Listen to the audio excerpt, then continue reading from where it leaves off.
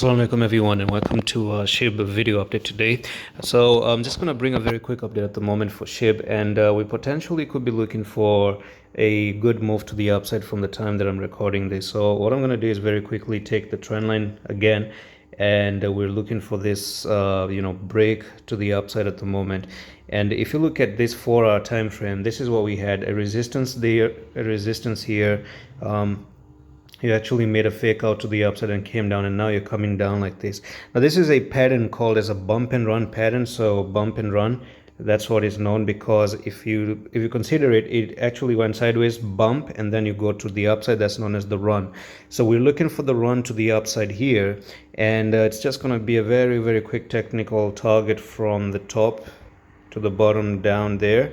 And if everything goes okay, then we're looking for SHIB to actually move for another little bit of that push to the upside. And Bitcoin is looking super amazing to go to $27,000 as well, so you can expect SHIB to also move 9 to 9.7% to the upside.